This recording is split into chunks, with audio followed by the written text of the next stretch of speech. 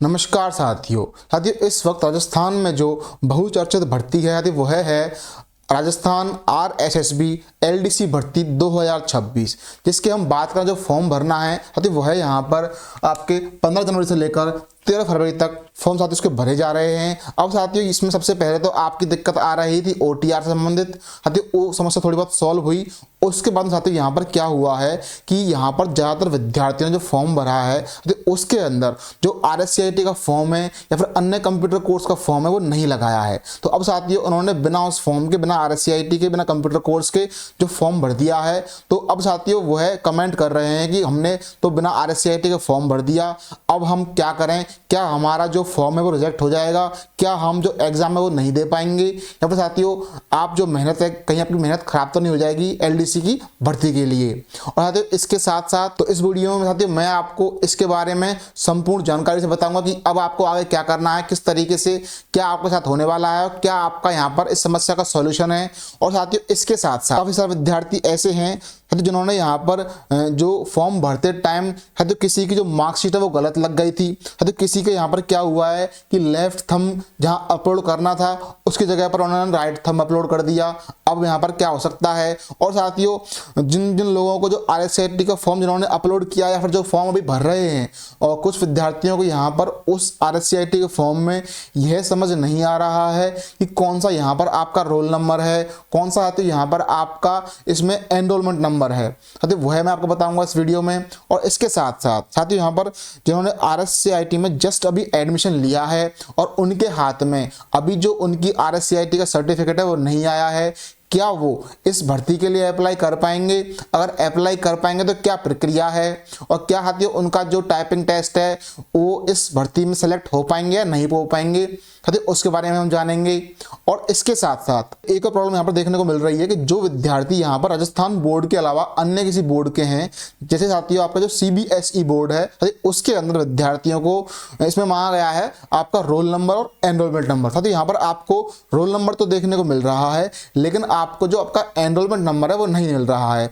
तो आपको इसमें एनरोलमेंट नंबर की जगह क्या नंबर डालना है, या फिर आपको अपना जो एनरोलमेंट नंबर है CBSE वालों का वो कैसे निकालना है, तो इसका मैं आपको A to Z सॉल्यूशन बताऊंगा इस वीडियो के अंदर। तो मेरे प्यारे साथियों यहाँ पर आपके इस LDC के फॉर्म में आ रही इन सारी समस्याओं के संपूर्ण सॉल्यूशन के लिए आप इस वीडियो को एंड तक पूरा जरूर देखिए। साथियों अगर आप इस चैनल पर पहली बार आए हैं तो इस चैनल को सब्सक्राइब कर बेल आइकन यानी कि घंटी को दबाएं, ऑल पर टिक करें, क्योंकि मैं इसी प्रकार के अलग अलग गवर्नमेंट जॉब और गवर्नमेंट की तरफ से आने वाली अपडेट्स, वैकेंसी और इसी प्रकार से फॉर्म भरने संबंधित जानकारी को लेकर वीडियोस बनाता रहता हूं। तो अगर आप इस चैनल को सब्सक्राइब कर लेते हैं तो कल को साथियों LDC संबंधित और कोई जानकारी आती है तो वह सबसे पहले मिलेगी आपको आपके अपने फोन पर। इसीलिए आप इस चैनल को सब्सक्राइब जरूर कर लें। चलिए दोस्तों वीडियो को शुरू करते हैं। देखिए साथियों यहाँ पर सबसे पहली प्रॉब्लम जो यहाँ पर स्टूडेंट्स ने बताई है कमेंट्स में, वो है यहाँ पर आपकी साथियों RSCIT की प्रॉब्लम, यानी कि आप लोगों ने साथियों यहाँ पर जो अपना RSCIT का जो फॉर्म था साथियों उसके बिना यहाँ पर फॉर्म भर दिया है। जैसे कि यहाँ पर पहले जब आपका फॉर्म भरना शुरू हुआ था तो सबसे पहले यहाँ पर आपको समस्या देखने को मिल रही थी आपके OTR में। साथियों आप जब OTR के अंदर अपने डॉक्यूमेंट्स वगैरह फिल कर रहे थे या फिर OTR साथी फिल कर रहे थे तो वहाँ पर आपका वो अच्छे से काम नहीं कर रहा था, आपके डॉक्यूमेंट्स अपलोड नहीं हो रहे थे साथी। वहाँ पर बार बार आपका जो प्रोसेसिंग वाला साइन आता है वो साथी घूम जा रहा था। तो इस प्रकार से, और कई बार साथियों आप जैसे मान लीजिए कोई डॉक्यूमेंट अपलोड करते हैं, बैक करते हैं, तो बार बार साथियों आपका जो टैब है वो है यहाँ पर आपकी ID लॉग आउट हो जाती है। ये समस्या आपको पहले देखने को मिल रही थी, तो उसके कुछ सॉल्यूशन मिला। उसके बाद में जब आप लोगों ने फॉर्म भर दिया तो मैक्सिमम लोगों से क्या हुआ है कि साथियों क्योंकि साथियों जैसा कि नोटिफिकेशन आया था उसके अंदर बताया गया था कि LDC 2026 की भर्ती में अप्लाई करने के लिए साथियों यहाँ पर जो कुछ अनिवार्य डॉक्यूमेंट्स हैं उनमें सबसे पहली चीज़ है आपकी CET 2024। यानी साथियों आपकी CET 2024 अगर आपकी पास है 12th बेस्ड वाली तो आप इसके लिए अप्लाई कर पाएंगे। इसके साथ साथियों आपका जो 10th की मार्कशीट, साथियों आपकी 12th की मार्कशीट अगर ये आपके पास है तो आप इसके लिए एलिजिबल हैं। और साथियों इसके साथ साथ उस नोटिफिकेशन में, विज्ञप्ति में यहाँ साफ साफ बताया था कि आपके लिए कोई भी साथियों एक कंप्यूटर कोर्स या फिर साथियों आपके पास RSCIT है तो वह इस एग्जाम के लिए अनिवार्य है, वह आपको इसमें लगानी होगी। लेकिन साथियों अब क्या हुआ है कि जिन जिन विद्यार्थियों ने, जो मैक्सिमम विद्यार्थी स्टूडेंट्स हैं, उन्होंने अपनी जो इस LDC का फॉर्म भरा खुद से या फिर ई-मित्र पर जाकर भी, तो यहाँ पर क्या हुआ कि सबसे पहले तो आपको पहले तो सिस्टम यह था कि आपके जो LDC के फॉर्म भरने में या फिर किसी अन्य फॉर्म में पहले आपको अपने डॉक्यूमेंट्स खुद से अपलोड करने होते थे। अब साथियों क्या हुआ है कि जो SSO ID है उसके अंदर जो आपका डिजिलॉकर होता है उसको लिंक करवाया गया है। यानी पहले आप डिजिलॉकर को लिंक कीजिए, वहां पर अगर आपके डॉक्यूमेंट्स हैं तो वहां से आप अपने डॉक्यूमेंट्स को इसके अंदर फैच करा पाएंगे। यानी आपके डॉक्यूमेंट डायरेक्ट 10th की मार्कशीट, 12th की मार्कशीट डायरेक्ट साथियों डिजिलॉकर से आपके इस फॉर्म में आ जाएगी। लेकिन साथियों ऐसा कई विद्यार्थियों ने किया कि उन्होंने अपना डिजिलॉकर को उसमें लिंक कर दिया और उनके फॉर्म भरते टाइम जो डायरेक्ट 10th की मार्कशीट, 12th की मार्कशीट यहाँ पर अपलोड हो गई। फिर साथियों उन्होंने नेक्स्ट के ऑप्शन पर क्लिक किया तो यहां पर साथियों देखिए इस तरीके से एक ऑप्शन लिखा आ रहा था कि आपकी 10th और 12th की जो मार्कशीट है वो यहां पर अनिवार्य है, कंपलसरी है इसमें अपलोड करना। तो उसी के अकॉर्डिंग साथियों विद्यार्थियों ने अपने जो 10th और 12th की मार्कशीट डिजिलॉकर के थ्रू यहां पर अपलोड कर दी। फिर साथियों यहां पर क्योंकि जो आपका नोटिफिकेशन था उसके अंदर बताया था कि RSCIT चाहिए, लेकिन साथियों यहां पर RSCIT कंपलसरी ना बताकर ना कोई ऑप्शन आया कि RSCIT का जो सर्टिफिकेट है अपलोड करना है, ना कुछ कोई नोटिफिकेशन आया, ना ही किसी साथियों मैसेज करके बताया गया कि इसमें आपकी RSCIT अपलोड होगी उस फॉर्म भरने की टैब पर। तो साथियों विद्यार्थियों ने क्या किया कि ये अपलोड हो गए डॉक्यूमेंट्स और साथियों फोटो वगैरह पहले आई गए OTR से, तो उन्होंने फॉर्म पर नेक्स्ट करके फॉर्म के अंदर साथियों ऑप्शन आता है आपका फाइनल सबमिट। साथियों आपने यहाँ पर अपना जो फाइनल सबमिट फॉर्म को कर दिया, यानी आपका जो फॉर्म था RSMSSB LDC का 2026 साथियों वह आपका बिना RSCIT की जो सर्टिफिकेट था उसके बिना अपलोड हो गया।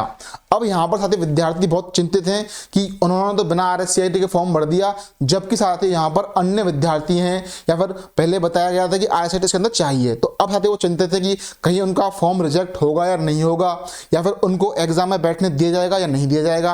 अगर साथियों एग्जाम बैठने दिया भी गया तो जब फाइनल में जाकर साथियों आपकी टाइपिंग होगी, फिर आपका जो डॉक्यूमेंट वेरिफिकेशन होगा, तो वहां पर चूंकि यहाँ पर आपने अपना RSCIT को नहीं बताया है तो वहां पर जब आप लेके जाएंगे तो वह आपकी मान्य होगी या नहीं होगी। तो देखिए साथियों यहाँ पर इसका सबसे साफ साफ सॉल्यूशन यह है साथियों, पहली चीज आप घबराएं नहीं, रिलैक्स रहें। आपने फॉर्म भर दिया है, इसमें कोई दिक्कत वाली बात नहीं। क्योंकि साथियों यहाँ पर देखिए यहाँ पर क्या बताया गया है कि जो यहाँ पर विद्यार्थी अभी RSCIT में जिन्होंने अभी एडमिशन ले लिया है और अभी तो साथियों उनकी जो सर्टिफिकेट है वह नहीं आई है, तो यहाँ पर यही हुआ है कि जो विद्यार्थी यहाँ पर फॉर्म भर रहे हैं, क्योंकि यहाँ पर बताया गया है कि जो विद्यार्थियों के पास अभी पूर्ण रूप से RSCIT का सर्टिफिकेट नहीं आया है वह भी इस भर्ती के अंदर अप्लाई कर सकते हैं, वह भी LDC भर्ती में योग्य हैं, एलिजिबल हैं। तो उसी ऑप्शन को देखते हुए यहाँ पर इन्होंने क्या किया है कि अगर आपका अब तक जो RSCIT या फिर अन्य किसी कंप्यूटर कोर्स का सर्टिफिकेट नहीं आया है तो आप बिना उसके भी 10th और 12th के बेस पर इस फॉर्म को भर सकते हैं जो आप लोगों ने भर दिया है। लेकिन साथियों अगर यहाँ पर आपके पास आपका सर्टिफिकेट है और आपने नहीं भरा है गलती से, तो साथियों बाद में ऐसी कुछ समस्या ना आए तो साथियों मैं आपको यह बोलूँगा कि अभी आपके पास सॉल्यूशन है। आप साथियों क्या कीजिए कि जो आपकी SSO ID साथियों उसमें लॉगिन कीजिए। साथियों SSO ID में लॉगिन करने के बाद में सबसे पहले साथियों आप जाइए अपनी SSO ID पर, और ये किस प्रकार से करना है मैं आपको साथियों एक बार कंप्यूटर स्क्रीन पर करके बता दूंगा। पहले आप यहाँ देख लीजिए कि आप साथियों SSO ID पर लॉगिन करना है। साथियों उसके बाद में जो रिक्रूटमेंट पोर्टल आता है साथियों आपको उस पर यहाँ पर क्लिक करना होगा। साथियों रिक्रूटमेंट पोर्टल पर क्लिक करने के बाद में साथियों फिर यहाँ पर आपके सामने ऑप्शन आएगा, और आप ऊपर देखेंगे ब्लू लाइन में साथियों ब्लू वाली लाइन होगी, उस लाइन के अंदर साथियों यहाँ पर लिखा हुआ है एक डॉक्यूमेंट डिटेल्स। साथियों डॉक्यूमेंट डिटेल्स पर आपको क्लिक करना है। वहां पर क्लिक करने के बाद में साथियों यहाँ पर आपके सामने एक ऑप्शन आ जाएगा जहां पर लिखा होगा डॉक्यूमेंट वैलिडेशन। साथियों डॉक्यूमेंट वैलिडेशन आपको इस पर क्लिक करना है, और इस पर क्लिक करने के बाद साथियों आपके सामने यहाँ पर ऑप्शन आएगा ऐड डॉक्यूमेंट्स का। साथियों आपके लिए ऐड एजुकेशनल डॉक्यूमेंट्स, आपको ऐड एजुकेशनल डॉक्यूमेंट्स पर साथियों क्लिक करना होगा। इस पर क्लिक करने के बाद आप अपनी जो RSCIT की मार्कशीट थी जो आप अपने फॉर्म भरते टाइम अपलोड नहीं कर पाए थे, इस प्रकार से आपको यहाँ पर जो अपनी RSCIT की मार्कशीट है वो अपलोड कर देनी है। तो इसके अंदर यहाँ पर जो आपका क्वालिफिकेशन ग्रुप है साथियों यहाँ पर आपको डालना होगा जो आपकी है कंप्यूटर। यहाँ सर्टिफिकेट, यानी यहाँ पर आपका आएगा सर्टिफिकेट। साथियों यहाँ पर आपका क्वालिफिकेशन लेवल में आएगा सर्टिफिकेट कोर्स। साथियों क्वालिफिकेशन डिटेल्स में यहाँ पर आपका ऑप्शन आएगा साथियों, हैं आप डायरेक्ट ले सकते हैं RSCIT। साथियों यहाँ पर देखिए इस तरीके से आपका RSCIT आ गया, ऑटोमेटिक लिखा हुआ। फिर साथियों ये आपका प्रोसेसिंग चल रही है। इसके बाद में साथियों यहाँ पर आपका जो बोर्ड है इसमें आएगा वी वर्धमान महावीर, VMOU। फिर जो आपका ग्रुप है साथियों उसके अंदर आपका आएगा कंप्यूटर। साथियों कंप्यूटर यहाँ पर आपका जो कंप्यूटर साइंस आ गया। फिर साथियों अगला ऑप्शन है इसमें यहाँ पर आपका आएगा कंप्यूटर एप्लीकेशन, इस पर क्लिक कर देना। साथियों एग्जामिनेशन में आपको यहाँ पर क्लिक करना होगा रेगुलर। फिर आपका रिजल्ट जो आपके परसेंट आई है परसेंटेज। फिर साथियों आपका रोल नंबर जो मैंने आपको बता दिया है, एनरोलमेंट नंबर आपको मैंने बता दिया है। ईयर ऑफ पासिंग आपकी जो साथियों यहाँ पर आपके एनरोलमेंट नंबर में आगे लिखी हुई है वही आपकी ईयर ऑफ पासिंग है। फिर आपके मैक्सिमम मार्क्स होंगे 100।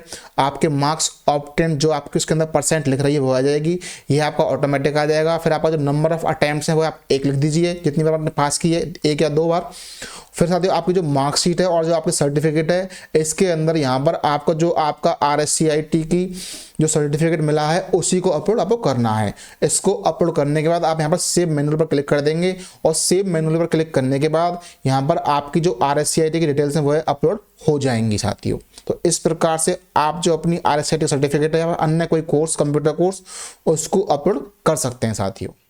अब आपकी जो RSCIT की मार्कशीट है वह सिर्फ आपके OTR में अपलोड हुई है, यानी अभी आपके फॉर्म में नहीं आई है। तो यह करने के बाद में आपको जाना होगा वापस अपने रिक्रूटमेंट पोर्टल पर। वहां पर जाने के बाद साथियों यहाँ पर आपका लिखा आएगा ऑनगोइंग एप्लीकेशन। उसके अंदर जो आपकी एप्लीकेशन थी साथियों उस एप्लीकेशन के सामने जो आपने फॉर्म भरा था वहां पर लिखो आप साथियों आपको एक ऑप्शन दिख जाएगा जिसका नाम है एडिट। जब साथियों आप एडिट पर क्लिक कर देंगे तो एडिट पर यानी कि साथियों आप अपने फॉर्म के अंदर जो करेक्शन वो कर सकते हैं, यानी आप जो RSCIT की मार्कशीट अब तक अपलोड नहीं कर पाए थे अब आप उसको अपलोड कर सकते हैं साथियों। वह आप इसी के थ्रू कर पाएंगे। आपको एडिट पर क्लिक करना है और एडिट पर क्लिक करने के बाद साथियों आपको नेक्स्ट नेक्स्ट करते रहिए अपनी डिटेल्स को देखकर। और साथियों वहां पर आपको ऑटोमेटिक आपकी जो RSCIT की मार्कशीट थी साथियों वो है, यानी आपकी 10th साथियों आपकी 12th और RSCIT यानी साथियों ये आपको वहां पर देखने को मिल जाएगी, जिसको देखकर आपको फिर नेक्स्ट करना है। साथियों आपको फॉर्म को फाइनल सबमिट कर देना है। फाइनल सबमिट करने के बाद साथियों यहाँ पर आपसे फॉर्म में करेक्शन करने के साथियों लगभग 300 रुपये मांगे गए हैं, जिसमें अगर साथियों आप करेंगे फोन पे से, जो यहाँ पर मैक्सिमम विद्यार्थी करने वाले हैं फोन पे या पेटीएम, तो आपसे एक्स्ट्रा साथियों 10 रुपये मांगे जाएंगे। अगर आप साथियों करेंगे नेट बैंकिंग से साथियों नेट बैंकिंग से एक्स्ट्रा साथियों यहाँ पर आपसे 20 रुपये मांगे जाएंगे। यानी साथियों अगर आप फोन पे से करेंगे तो आपके लगेंगे 310 रुपये, और अगर आप करेंगे नेट बैंकिंग से तो यहां पर आपके लगेंगे 320 रुपये इस फॉर्म में करेक्शन करने के लिए। साथियों आपकी जो RSCIT की समस्या थी आप अपलोड नहीं कर पाए थे उसको आप करेक्शन के रूप में ठीक कर सकते हैं। लेकिन साथियों कुछ विद्यार्थी ऐसे होंगे जो जिनको यह जो पहले एग्जाम में होता आया था कि पहले आपके फॉर्म भरे जाते हैं, फिर फॉर्म भरे जाने के जिस दिन आपके फॉर्म भरना खत्म होता है यानी साथियों आपका 13 फरवरी, तो उसके बाद साथियों आपको 3 दिन का अलग से मौका मिलता है, तो वह भी आपको मिलता है खैर। लेकिन यहाँ पर आपको इस बार साथियों पहले ही ऑप्शन दिया जा रहा है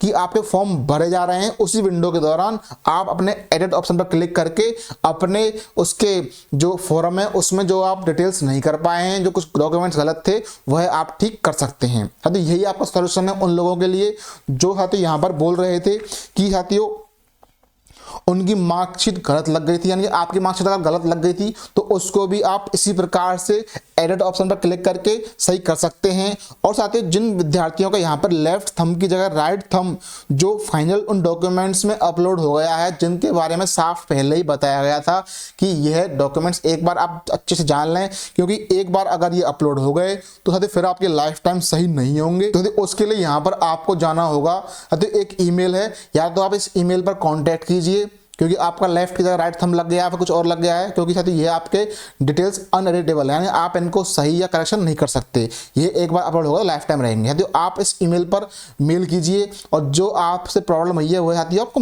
मेल कर दीजिए, या फिर साथियों आप जो RSSB का ऑफिस है आप वहाँ पर जाइए, उनसे कॉन्टैक्ट कीजिए। और साथियों आप इसको ऑफलाइन मोड में कुछ साथियों आपके लीगल डॉक्यूमेंट्स लगते हैं, आपके जिस प्रकार से स्टैम्प या फिर एफिडेविट वगैरह, उसके जरिए आप उसको सही शायद करवा पाएं।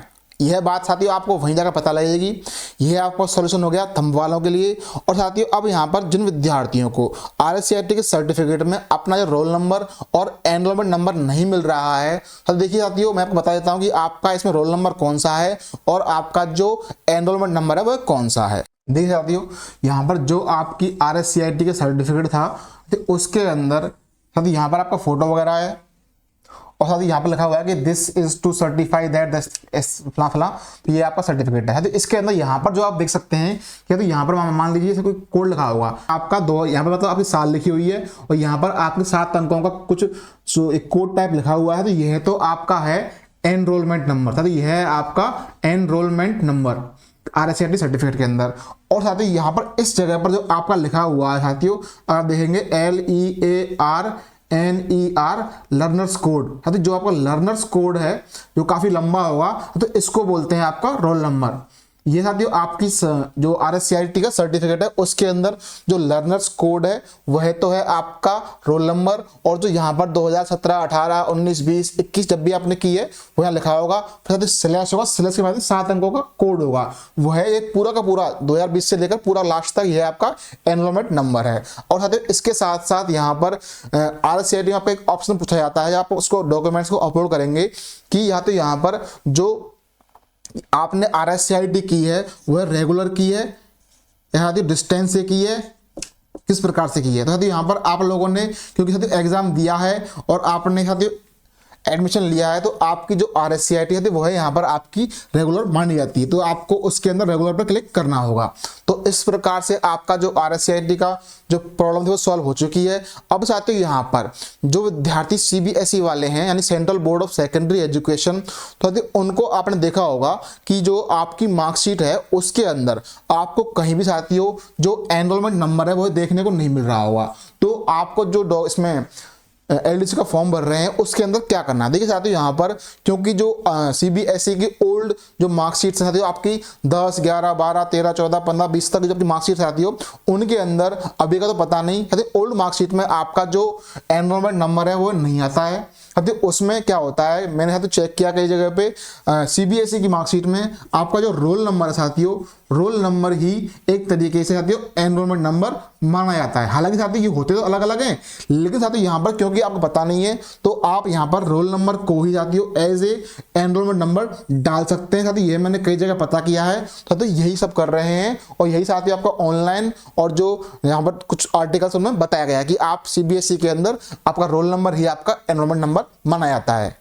क्योंकि साथियों जो RBSE की मार्कशीट है उनके अंदर तो रोल नंबर और एनरोलमेंट नंबर अलग अलग आता है, लेकिन साथियों CBSE की मार्कशीट में रोल नंबर को ही एनरोलमेंट नंबर की जगह पे डाल सकते हैं। और बाकी साथियों किसी किसी को समस्या आ रही हो कि मेरे 10th या 12th में मैक्सिमम मार्क्स यानी साथियों अधिकतम मार्क्स कितने थे और प्राप्तांक कितने थे, देखिए साथियों यहाँ पर आपके सबके मोस्टली यहाँ पर 500 ही होंगे, आपके मैक्सिमम मार्क्स 500 और जो आपके अपलोड हुए हैं वो आप यहाँ पर डाल सकते हैं। तो इस प्रकार से आपके साथियों यहाँ पर राजस्थान के अंदर RSSB LDC भर्ती 2026 के अंदर आपकी जो कुछ समस्याएं थी मैंने उनका सॉल्यूशन वो बता दिया है। अब साथियों यहाँ पर अभी भी आपको अगर कोई समस्या है, कोई प्रॉब्लम है, अभी भी आप फॉर्म नहीं भर पा रहे हैं, अभी भी आप मान लीजिए बार बार डॉक्यूमेंट अपलोड करते हैं या कुछ फॉर्म भरते हैं तो आपका लॉग आउट हो जाता है, कोई दिक्कत आती है, तो साथियों आपके लिए मैं एक बेस्ट एडवाइस दूंगा कि आपके पास लैपटॉप है तो अच्छा है, नहीं तो साथियों आप किसी दोस्त के पास या फिर दोस्त का लैपटॉप ले लीजिए और साथियों आप फॉर्म भरिए रात को 12 बजे के बाद। साथियों 12 से 1, 2, 3 के बीच में अगर आप फॉर्म भरेंगे तो ना तो आपका बार बार लॉग इन लॉग आउट होगा, ना साथियों बार बार आपका जो वो घूमता रहता है प्रोसेसिंग की अभी चल रहा है वो नहीं होगा, और साथियों यहाँ पर बड़े आराम से आपका फॉर्म भर जाएगा, बड़े आराम से आपके डॉक्यूमेंट अपलोड हो जाएंगे। खुद मैंने इसी प्रकार से काफी सारे स्टूडेंट्स के जो फॉर्म थे मैंने इसी प्रकार से भरे हैं, तो आप भी साथियों इस प्रकार से बड़े आराम से अपना फॉर्म भर पाएंगे। बाकी साथियों अगर आपको फिर भी LDC के फॉर्म भरने में और कोई समस्या आ रही है तो आप कमेंट जरूर करें साथियों, मैं यहाँ पर आपके हर कमेंट का जवाब जरूर दूंगा। साथियों अगर जवाब कमेंट में ना दे पाया साथियों मैं आपके लिए अलग से वीडियो बनाकर बता दूंगा कि यहाँ पर आपकी समस्या का सॉल्यूशन क्या होगा। तो मेरे प्यारे साथियों वीडियो में यहाँ तक बने रहने के लिए आपका बहुत बहुत धन्यवाद। मिलते हैं किसी और वीडियो में किसी और टॉपिक या अपडेट के साथ, तब तक के लिए जय हिंद, जय भारत, राम राम। आपका दिन शुभ हो।